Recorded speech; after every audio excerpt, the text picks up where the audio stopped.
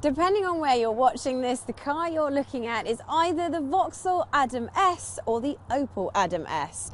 Either way, it's designed to rival the Mini and the Fiat 500. There's plenty of personalisation options and it's a lot of fun. So what do you get to turn your Adam from trendy to sporty? You get these larger wheels, lowered stance and racy rear wing. The result is the kind of car that you want to throw at some corners. First though, let's check out the load space, or rather lack of it. There really isn't a lot of room in here, so anything bigger than a small shop could present a bit of a problem. However, the rear seats do fold down to increase the load space, but it's still smaller than most of its city car rivals. As for the rear seats, even little old me struggles for legroom, so anybody taller than my 5'4.5" is going to feel very squashed back here.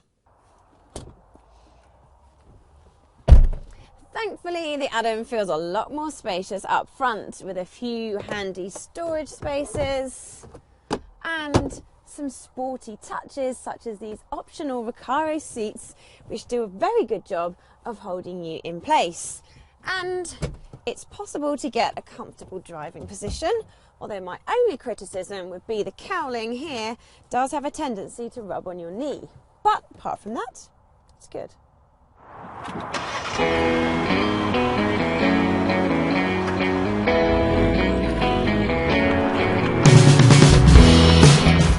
Now, you can have a standard Adam with anything from a 3-cylinder, 1-litre engine, but the S uses a 1.4 turbocharged unit, pushing out 150 horsepower, which might not sound like much, nor does the 0 to 60 miles per hour time of 8.5 seconds sound particularly quick.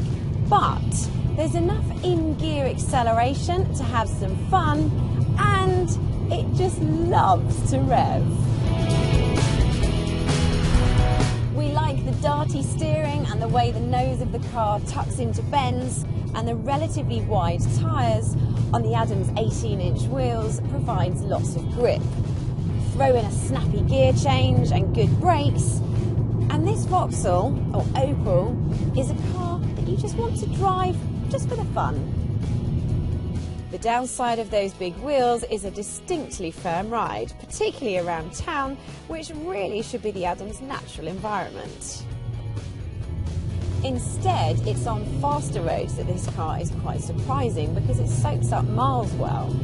Yes, there's a lot of wind and road noise, but we'll blame those big wheels again.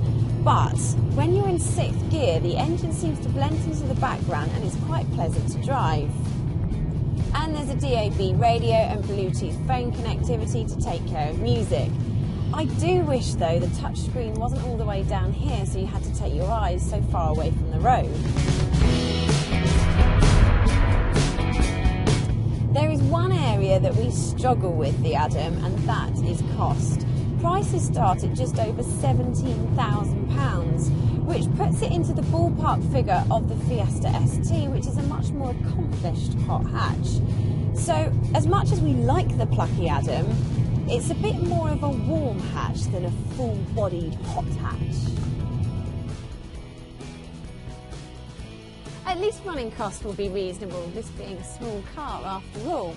We've been getting 37 miles per gallon out of the claimed 48, but perhaps that's just a reflection on how much we've been enjoying the performance.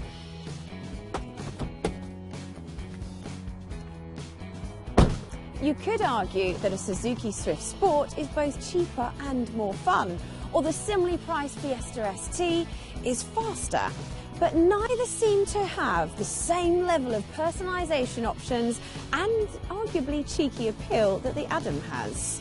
So if those things float your boat, the Adam S is worth a serious look, but be prepared to haggle on that price.